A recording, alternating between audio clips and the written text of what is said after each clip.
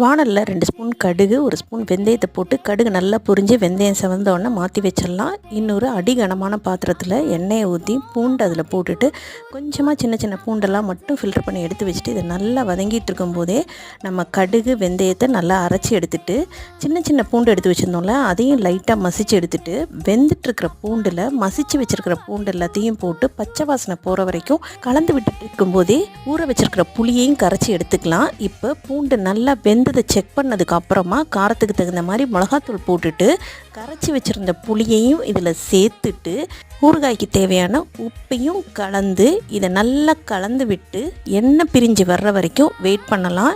ஒவ்வொரு ஸ்டேஜில் கொஞ்சம் கொஞ்சமாக கலந்து விட்டு இந்த அளவுக்கு எண்ணெய் பிரிஞ்சு வந்ததுக்கப்புறமா இதை ஃபைனலாக பொடி பண்ணி வச்சுருந்த வெந்தய கடுகு தூள் ஒரு சின்ன துண்டு வெல்லத்தையும் போட்டு இறக்குனா பர்ஃபெக்டான பூண்டு ஊறுகாய் தயார். வீடியோ பிடிச்சிருந்தால் like, share and subscribe. Thanks for வாட்சிங்.